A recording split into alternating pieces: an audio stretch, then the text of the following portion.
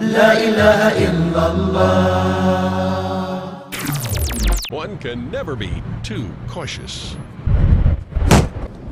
Hey! Man, I'm really sorry. Can I get you another drink? Hey! What up, player? Man, you just got it all over my pants and my shoes, man. Man, I'm real sorry, man. Let me get you another cup. Man, I don't want another cup. You gotta watch where you're walking, man. Man, I'm sorry. I don't want any problems. I'm gonna get out of here, okay? Where you gonna go? Man, please get your hands off me. What you gonna do about it? Bismillah, alhamdulillah, assalamu alaikum. What does that mean? Peace be unto you. You will not find a group of people who are more inclined towards peace. Peace with their creator, peace with themselves, peace with their surroundings, than those who follow that way of all the messengers of God, that way of submitting and surrendering yourself to the creator and not his creation. Now we're going to be talking about a very important topic like we always do.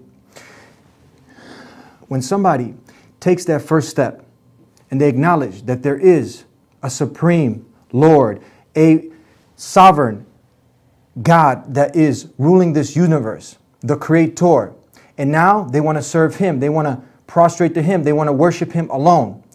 They take that necessary step, which is the shahada, that first step. Many of us have come into this way of life consciously, but now what happens from here? What do you do from here? My next guest is going to help us tackle this topic.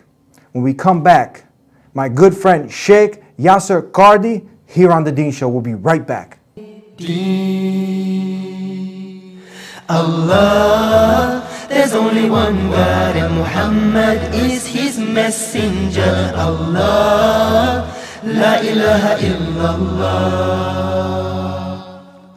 Allah, there's only one God and Jesus was his messenger. Allah, la ilaha illallah. I don't know why I did that. Maybe it's just to break the ice. Assalamu alaikum. Wa alaikum assalam wa rahmatullahi wa barakatuh. What did we just say? We just said, may peace be unto you. We have a lot of non-Muslims who are watching the show. Every Wednesday here in Chicago, if you're in Chicago, they catch us at 12 midnight. And those who aren't staying up that late, then following day, 2 p.m. MashaAllah. They get to learn about what we just said, these little greetings. And the most important thing is the way of life that we're trying to present to all of mankind, which is that way of all the messengers, Islam. Yeah. So now there are many people who are coming to this beautiful way of life. It's the fastest growing way of life in the world today. But now they need some encouragement. What is the first step? Define it. When somebody enters Islam, they make that declaration that there's no deity worthy of worship except the creator of the heavens and earth. And Muhammad, peace be upon him, is the last and final messenger, accepting Jesus, Moses, Abraham, and all the other messengers that preceded him. What do they do from here? Let's spend a minute talking about what this word, what this phrase means, and then let's go on to the most important thing after that, the prayer, the establishment of the prayer. Okay. Well, one of the beautiful things about our religion of Islam is the emphasis on direct ritual and prayer to God directly. There is no intermediary, there are no superstitious rituals, no strange incantations. It's very simple and very clear. If a person wants to accept Islam, they don't need to go to a church or a mosque or a synagogue. They can do so in the privacy of their houses, even though of course it's encouraged to publicize the conversion, but the actual conversion is a declaration before you and God. It's a declaration from the one, basically in front of the one who created you. You simply testify and you acknowledge that this creator is the only being and entity that is worthy of worship and veneration. It's that simple. And of course that testimony in Arabic is called a shahada, which basically translates as testimony. The very shahada means it's a testimony. I am testifying, I am bearing witness, I am certain that there is no God that is worthy of my worship other than the one true God. And in Arabic we call that God Allah. The Allah only means the true God. That's the meaning of Allah, is the God that is worthy of worship. So this testimony basically singles out that one entity for worship, and then we also testify that God has sent prophets and messengers, and that final prophet and messenger is our Prophet Muhammad. May God's peace and blessings be upon all the prophets. So after this testimony of faith, a person is a Muslim, whether he did so in front of 1 million people, 10 people, or no no person, if he did so in the privacy of his house, if he testified, I bear witness that there is no God other than that one true God, Allah, and that God has sent prophets and messengers, and the final prophet and messenger is the Prophet Muhammad, may God's peace and blessings be upon all of them. That is what makes a Muslim a Muslim. Now, is Islam a new religion brought by Muhammad? Islam is the primordial religion. It is the original religion. And the meaning of Islam is submission. So it might have been manifested in slightly different ways in terms of practice, in terms of prohibitions, in terms of what you can or can't eat, or how you dress, or what you are. But the basic teachings, and what we call theology, i.e. the belief in God, that does not change. So all the prophets came with the very same message, and that message was quite simple. Worship God, don't take any partners along with Him. That is the gist of Islam, and that gist has remained constant. It is eternal. Even before God created man, the same concepts were there, and that is that only He is worthy of worship. And even after there are no men on earth, those concepts will remain. So in that sense, Islam has been permanent. However, every prophet comes, and those prophets bring slightly different laws. The theology is the same, but laws can change from prophet to prophet. And this is, God takes circumstances and conditions and time and place into account. And so we do believe that prophets have come with slight variations in law, but not in theology. And so in that sense, Islam is slightly different from prophet to prophet, but that's only in legal sense, not in the theoretical or in the theological sense. Okay, before we go on to that next pillar, that establishment of the prayer, we want to just talk about this a little bit more. What's prevalent in the world today is that people, they say, okay, yeah, I believe in God, I believe in the Creator, but then you mentioned something about a partner. What do you mean that you don't want to put, that is probably the most, that's the unforgivable sin, that if you die upon it, if you put a partner next to God, like what we see people praying through Jesus, for instance. What do we got to say about this? Well, from the Muslim's perspective, there is only one God, and there are no partners, no entities that are worthy of any type of veneration or worship other than that true God. So Jesus Christ is a messenger of God. All of the prophets are messengers that God has sent, and these prophets, they might be the best human beings, but they don't impersonify God Himself. There is no element of divinity within them. So we believe that the greatest sin any human being can do is to deny this fact that only God is worthy of worship. And in fact, this is biblical teachings as well. The very first commandment is, you shall take no God other than the true God. This is the first biblical commandment as well, that you cannot worship any other God. And it is the same in our religion as well. The greatest sin, which is a greater sin than any sin you can do to a human being, is to transgress against God Himself. And to say to God, basically in action, if not in speech, that you're not worthy of worship, this dead person is worthy of worship, or this idol is worthy of worship. I'm going to dedicate the most precious thing that I have, and that is my humility, my humbleness, my sacrifice, my prayer. I'm going to dedicate that to an entity that doesn't deserve it. And I'm going to worship a being that you have created. This is an insult and an affront to God. And that is why God has said He will not forgive this sin. Anybody who does so, knowing that there's one true God, and he dedicates his life to another God, even if he believes in the true God, but his worship is dedicated to another God, then this is what we call in Arabic shirk, which means associating partners with God, and that's a type of polytheism. Now, problem comes when you say the word polytheism in the English language, the only thing that comes to mind is idol worship. Yeah. That's the only thing that comes to mind. But it's deeper than that. You don't have to have an idol to commit polytheism. You can, of course, have an idol and be polytheistic, but you can be polytheistic without an idol as well. If you pray to a saint, if you pray to a dead person, if you prostrate out of respect and humility and worship to another created object, if you sacrifice trying to please, like these pagan sacrifices, these ritual sacrifices. Now, we don't have human sacrifices in our religion, but we do sacrifice animals, right? We kill animals. Now, when we kill an animal, we're allowed to kill an animal because God has told us. So when we kill an animal, we ritually sacrifice a cow or a sheep to eat it. We have to mention the name of the Creator who created that animal, because that's the Creator that gave us that right to take that animal's life. Now, if a person mentions another God, person mentions another entity, that is dedicating a ritual to other than God, and that is polytheism. So let me define polytheism. Polytheism is to give the rights of Allah to other than Allah, to give the rights of God to other than God. Anything that is due to God, if you give it to other than God, you are being polytheistic. Gotcha. Now, you mentioned blood and you mentioned sacrifice just to emphasize this point. Now, that blood, God doesn't need, because some people feel that, okay, God sent his son to die for the sins of the world. That blood sacrifice, that animal is for now what? For the poor? Yeah, this is a very, very different concept from Islam compared to other religions. Yeah. Many religions have this concept that you do need to sacrifice blood in order to, appease God.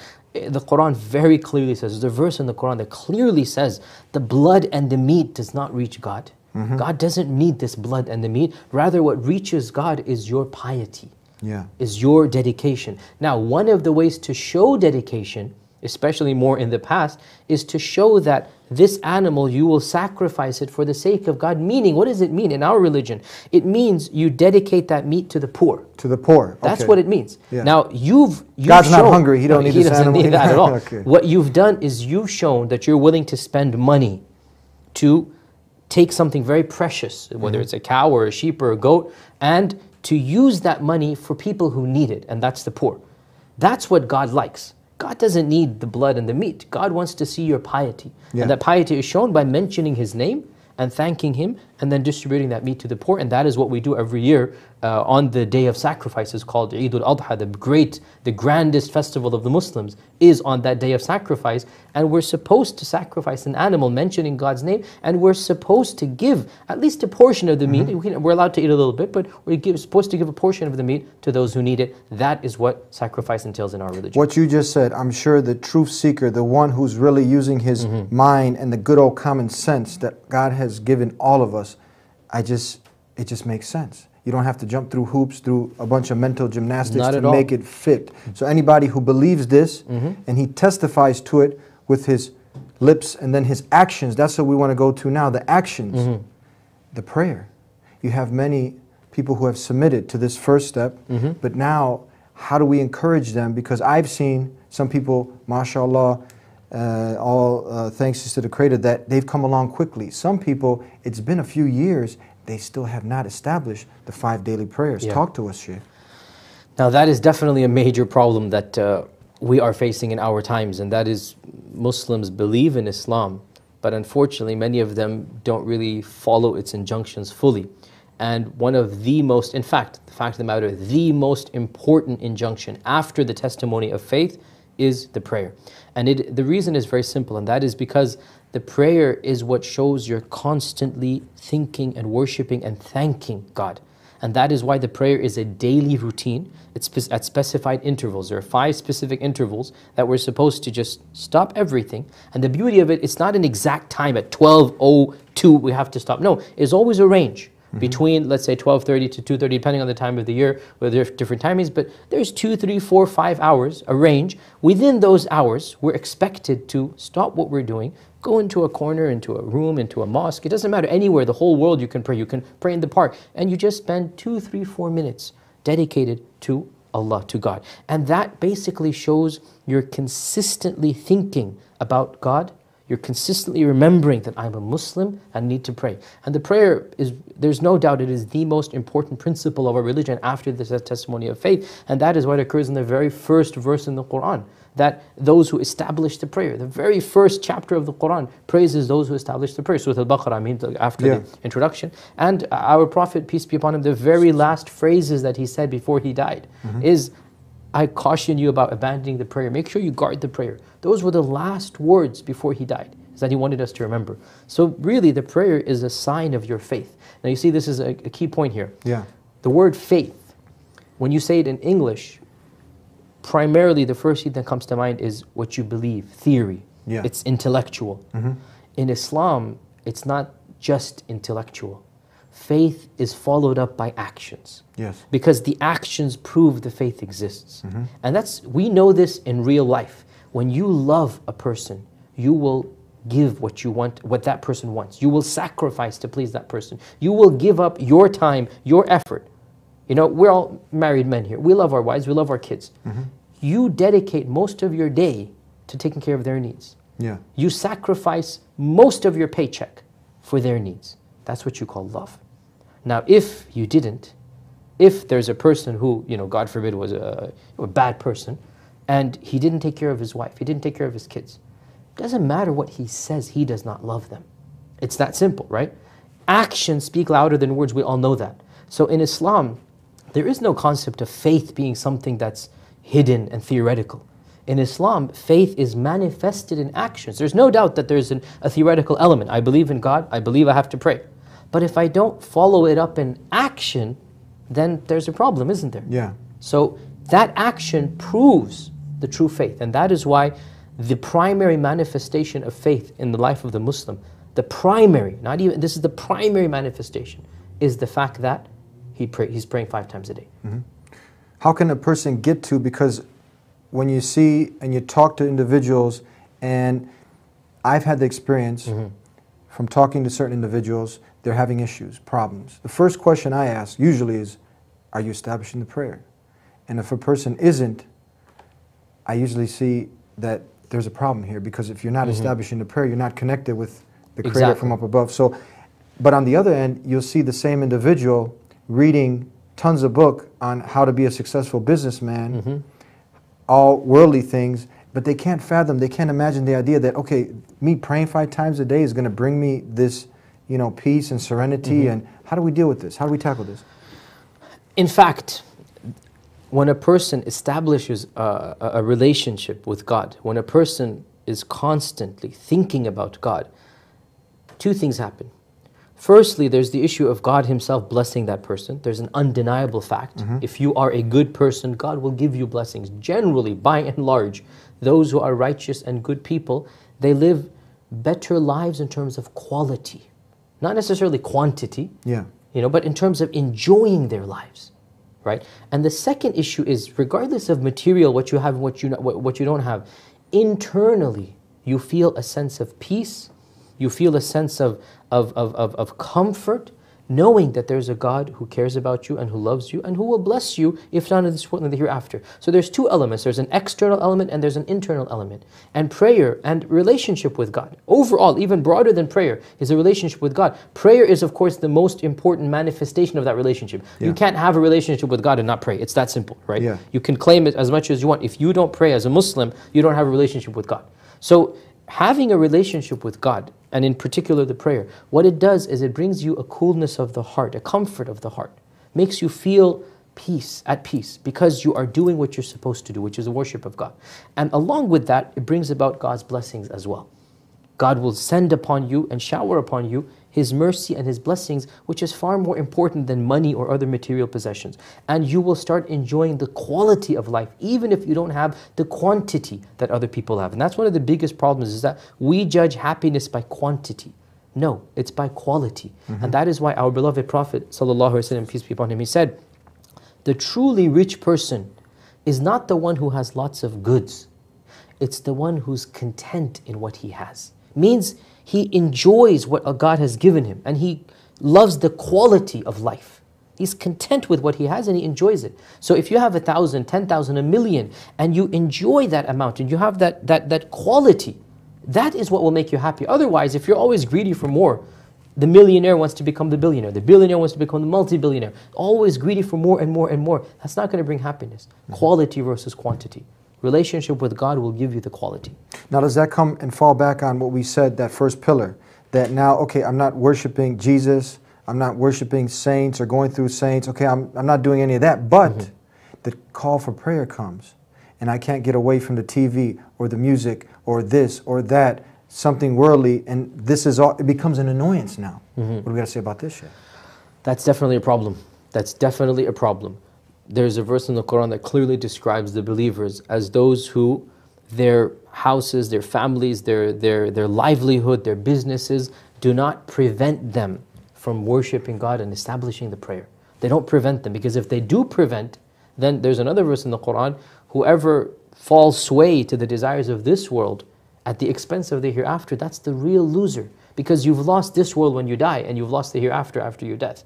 The real loser, according to the Quran, you've lost this world and the next when you dedicate it to this world, because when you die, what's going to happen? All of the goods that you have are out of your hand. Doesn't matter how much you've amassed. You can't take it with you? You can't take it with you. How about that all the billions, millions, thousands? Your own, the people who bury you, they're going to be the ones fighting over it. The ones who supposedly love you the most, within the day that you die, they're going to be almost fist close and fight over your millions and billions. That's the reality of life that we see around us. Now, someone also, okay, they come and they've been speaking the English language all their life, and now they got to learn all this Arabic, and they feel like, okay, this is overbearing. How am I going to memorize all these new terms and terminologies to establish the prayer? They find it difficult. Yeah, that's a very good point.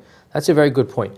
A number of things can be said here. First and foremost, the immediate convert, the person who converts to Islam, suppose somebody converts today. So there's no doubt that you cannot memorize so much in 5 seconds or 5 minutes. Next time the prayer comes along, maybe 2 hours from now, you're not expected to have all of this memorized. You're allowed for an interim until you memorize. You're allowed to make do with translation, make do with holding a paper and reading from it, make do with saying, praise be to God, and just doing what you can for that particular day or two until you memorize the first chapter, which is Surah Al-Fatiha. You memorize the key phrases, and these should not take more than a day or two just to memorize the key phrases, right? So go to any Muslim friend, any mosque, and they'll teach you these key phrases. So within a few days, you should have enough to basically have the prayer done. And slowly but surely, you'll memorize more and more. So that's the first point. Take it easy and realize you don't have to start memorizing the entire Quran, today to start your prayer. It'll take a day or two. In that meantime, start learning how to pray, start learning the moves, start learning various phrases. The second point I want to say, the power of the Quran is really, really unimaginable because the Quran is the actual speech of God. So do not underestimate your capacity to memorize the Quran. You will see for yourself that after you read it a few times, it's going to stick in your head. Because it's got, I don't want to use the word magical qualities, I'd say divine qualities. Yes. Because it's divine, it is divine.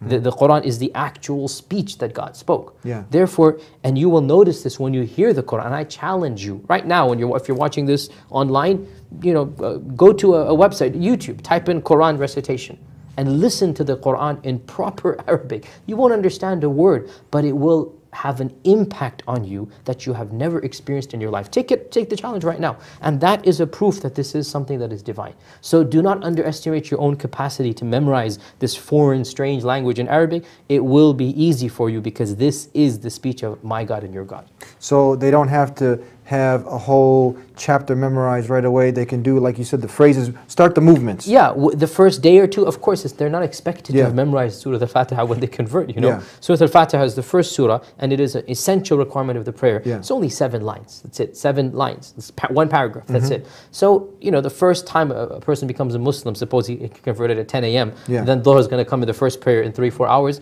He's not expected to memorize that. So either he just says, praise be to God, or, all glory be to God, or he memorizes the English, for that time, or he holds up the Arabic transliteration. It's simple. It's holds easy. it up in the prayer. So the point being, there is no difficulty in the religion.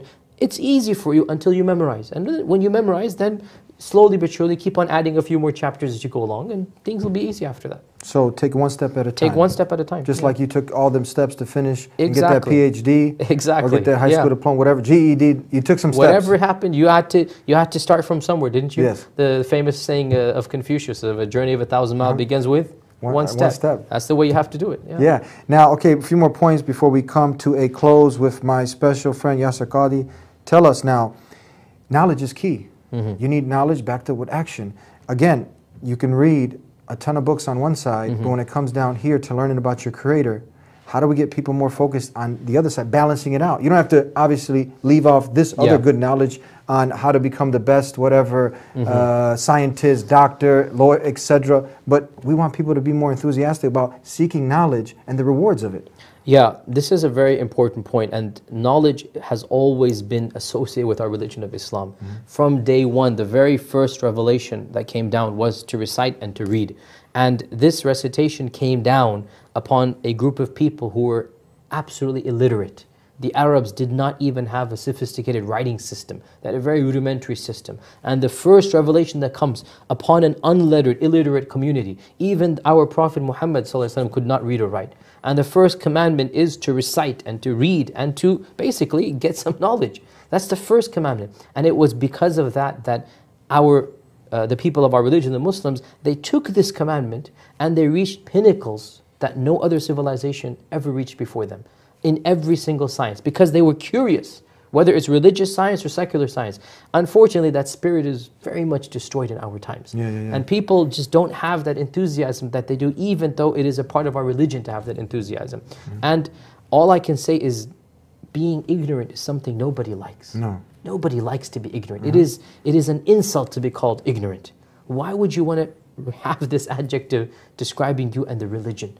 Don't be ignorant of your religion. It's the most important science in the world. Why were you created? Why are you here? What are you doing with your life? What are you going to do after you die? What's going to happen after your death? These are fundamental questions that every human being has to think about and has to rationalize and come to a conclusion. And these days, it's so easy to find out what our religion and other religions say. These days, you just find out on the internet, go to the local library, and get it straight from, from the people, like we say in English, horse's mouth. Get it from the people who believe. Get it from the proper sources.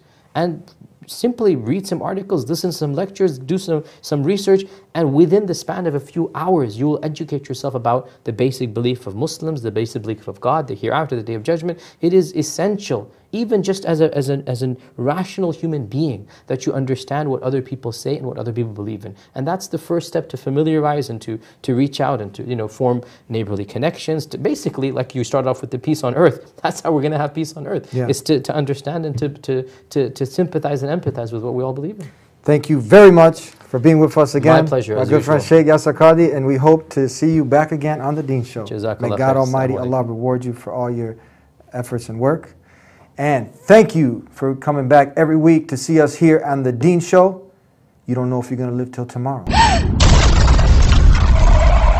You have to find that urgency to do the right thing right now. Get connected with your Lord. Get connected with the one who gives you the air to breathe. Do the good that He's told you to do. And there's nothing less than paradise. That is what we're trying to achieve. And we'll see you back here next week, every Wednesday at midnight, Thursdays 2 p.m. if you're here in Chicago. If you're not, you can catch us at TheDeenShow.com, where we have all of our shows there for free. We'll see you next time, inshallah. Assalamu alaikum. Peace be unto you. One can never be too cautious. Hey! Man, I'm really sorry. Can I get you another drink? Hey! What up, player? Man, you just got it all over my pants and my shoes, man. Man, I'm real sorry, man. Let me get you another cup. Man, I don't want another cup. You gotta watch where you're walking, man. Man, I'm sorry. I don't want any problems. I'm gonna get out of here, okay? Where are you gonna go? Man, please get your hands off me. What you gonna do about it? Nothing, yeah. Ah! Let go, man. Dude, man. Yeah, I'm cool, dude, man. Let go of my arm, man. Sorry, yeah, I got you, man. I've had enough of you. Oh. One can never be too cautious.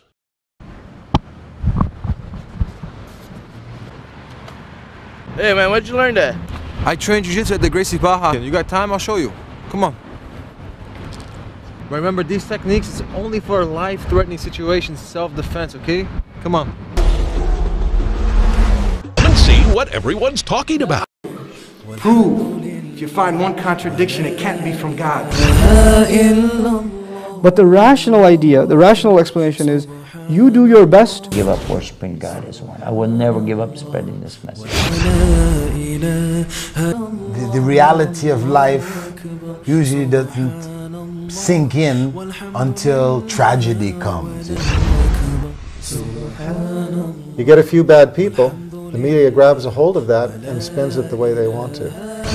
If you say that you do not believe in Jesus, you have stepped outside of Islam. You cannot be a Muslim. It is a tenet of our faith to...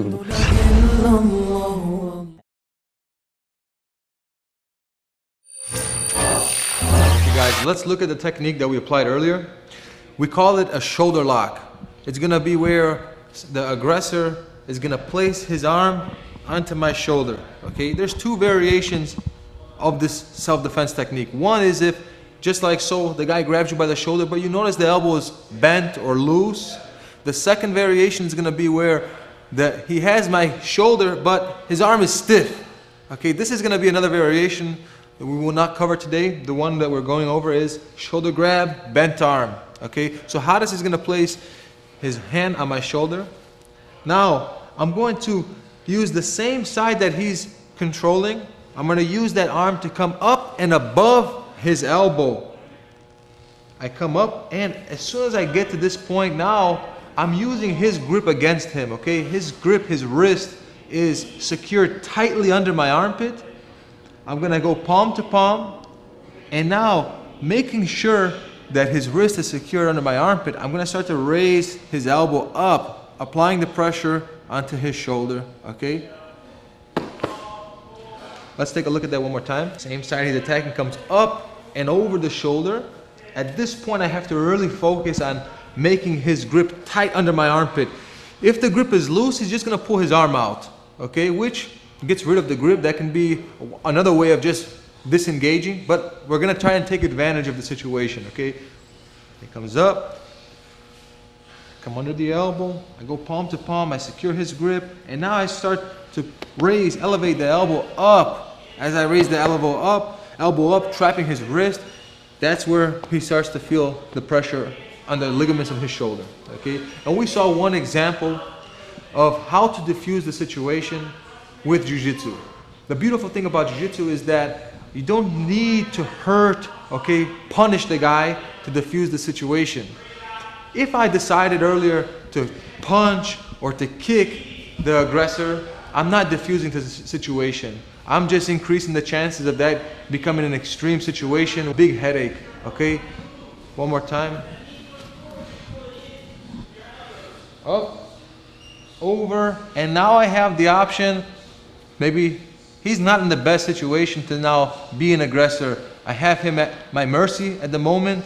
I can talk to him, I can diffuse the situation. God forbid, if I need to really defend my life, there is the possibility of putting the pressure on the shoulder to do some real damage. But it should not come to that, okay? We can talk, diffuse, when I feel that the situation is diffused, can let it go, and situation is done without harming the aggressor. That's it for today's episode of the Self-Defense Workshop. Until next time, guys, be safe. It's cold, it's late, everybody's sleeping. I arise and ask Allah to forgive me. Oh Allah, you see, oh Allah, you know all the sins I do. I turn to you to forgive my sins in my heart. I'm your sinful slave, you're my loving Lord. I'm the one who runs away, oh Allah, guide me.